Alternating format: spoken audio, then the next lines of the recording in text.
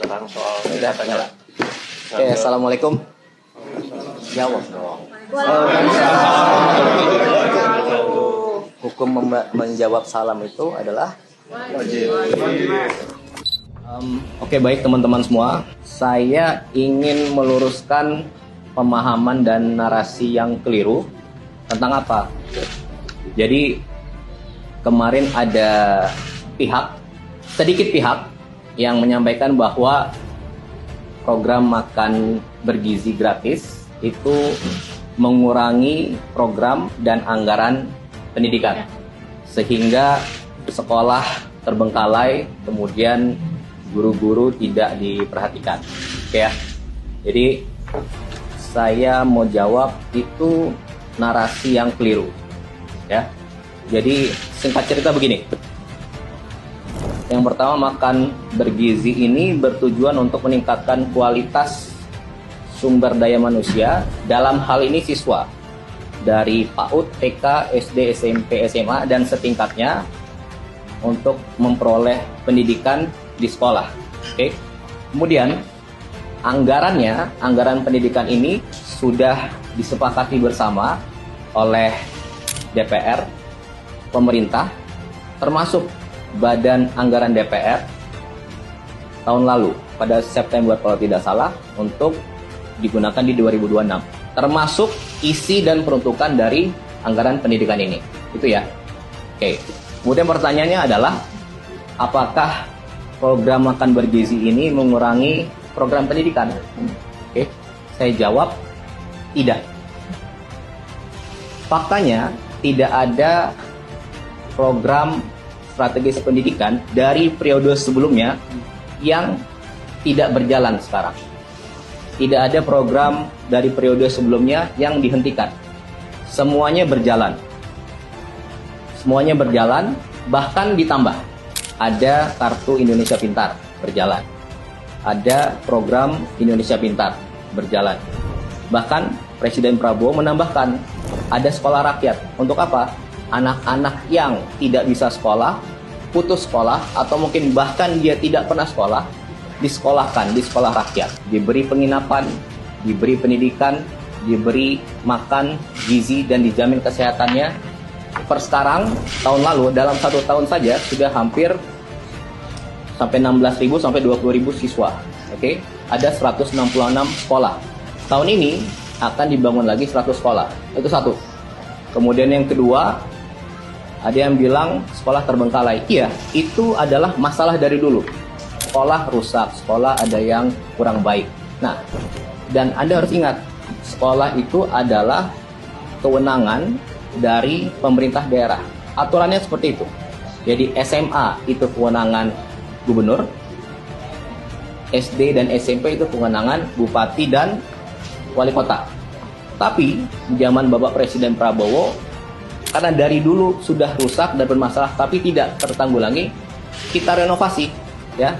Faktanya di tahun 2025 saja sudah ada sekitar 16.000 sekolah yang direnovasi. Datanya ada, fotonya ada, Anda bisa cek. Oke, dengan total anggaran sekitar 17 triliun diwadahi oleh Mendikbud. Itu ya. Kemudian apalagi tambahannya? Ada TV digital untuk pembelajaran digital sekolah anak-anak. Jumlahnya tahun 2025 sudah 280.000 TV di 280.000 sekolah.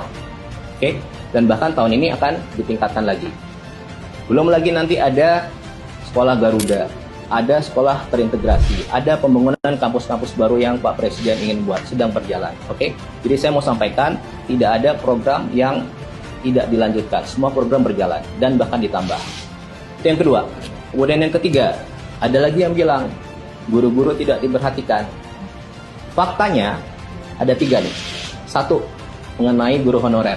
Ya, saya mau sampaikan bahwa secara kewenangan guru honorer itu ada di bawah pemerintah daerah.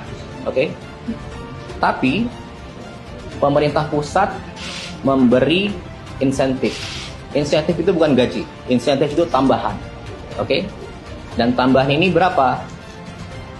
Dari tahun 2005 sampai 2025 ada namanya insentif. Dan baru naik di zaman Presiden Prabowo. Oke, menjadi 400.000. Jadi Anda bayangkan selama 20 tahun insentif itu belum pernah naik. Baru naik di tahun lalu menjadi 400.000. Itu satu. Kemudian yang kedua, ada tunjangan guru non ASN, ya. Jumlahnya berapa? Dari 1,5 juta tahun lalu naik menjadi 2 juta. Oke. Kemudian yang ketiga, apalagi kebijakannya? Yang paling dirasakan oleh guru-guru adalah, jadi dulu pemberian tunjangan honor itu melalui transfer ke daerah, kementerian daerah yang beri. Dan itu 3 bulan sekali baru dapat. Nah, tahun lalu Presiden memberi instruksi agar setiap bulan itu langsung diberikan langsung ke gurunya dan sudah berjalan. Oke, tentunya semua tadi diudahi oleh Kementerian Dikdasmen. Oke, nah itu. Jadi yang mau saya sampaikan di sini, tidak ada program pendidikan yang dikurangi atau tidak berjalan. Seluruhnya berjalan, dilanjutkan, bahkan ditambah. Dan lebih detail, lebih fokus kepada siswanya, sekolahnya, dan juga gurunya. Ya. Jadi saya rasa itu menjawab semua pertanyaan. Itu aja kira-kira yang bisa saya sampaikan. Oke, terima kasih. Dari PDIP kan menunjukkan dari lampiran prospek itu 223 triliun itu bagian dari dana pendidikan.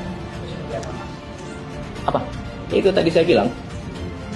Juga ada di lampiran prospek ini. Iya, jadi namanya anggaran pendidikan itu 20% dari APBN. Oke. Nah, di tahun ini 769,1 T itu 20%. Oke. Dan itu anggaran pendidikan. Anggaran pendidikan itu apa? Banyak. Isinya peruntukannya, ya. Dan isinya peruntukannya itu sudah disepakati bersama tahun lalu oleh pemerintah, DPR, dan Badan Anggaran DPR, yang mana ketua bangkatnya juga PDIP, gitu kira-kira. Dan tadi semua hal itu adalah, termasuk MBG, adalah fondasi awal untuk memperbaiki pendidikan ke depan. Itu kira-kira, ya. Itu aja. Terima kasih.